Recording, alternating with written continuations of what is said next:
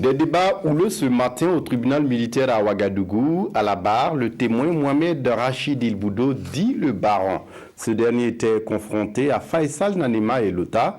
Tout se résume à la présence ou pas des accusés à la rencontre du rond-point des martyrs et du domicile de Salif Diallo. Après eux, le président du CDP est appelé à la barre comme témoin. Il reconnaît avoir donné 15 millions aux structures du parti le 16 septembre, mais nie la tenue d'une rencontre au soir du coup de force. Draman Guéné, Zouaviel David Dabiré pour le point complet. Empoignade verbale ce matin au tribunal militaire de Ouagadougou. Il Boudo Mohamed Rachid, précédemment inculpé dans l'affaire du putsch et aujourd'hui témoin assermenté, déclare avoir été victime d'une tentative de subornation. Ousseini Faisal Nanema m'a demandé de venir témoigner en faveur de Abdul Karim Baguian Dilouta et de charger Mathias Ouedraogo alias Matiko, déclare le témoin qui poursuit.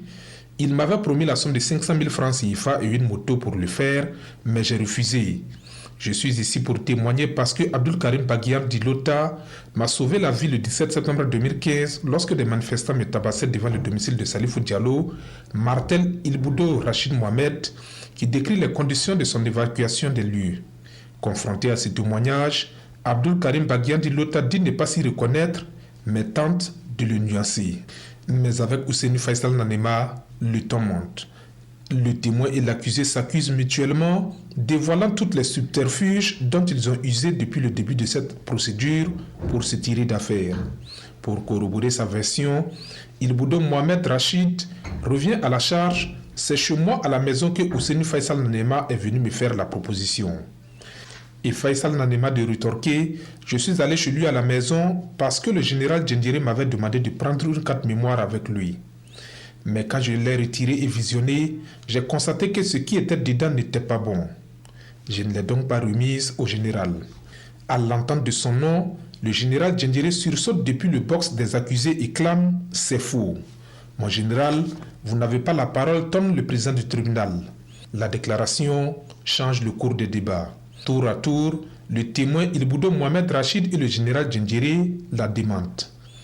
Mais que contenait la carte mémoire, interroge le parquet militaire. Elle contenait des films et de la musique, répond Faisal Nanema.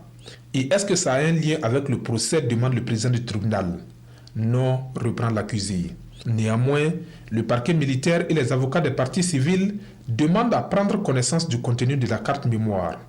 Initiative laissée à l'appréciation de l'accusé, conclut le président du tribunal.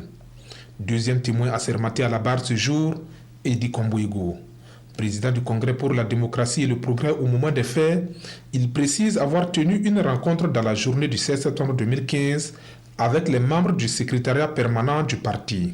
C'était une réunion pour réviser les listes des candidatures en vue des législatives. La réunion a pris fin vers 14 h, précise le témoin.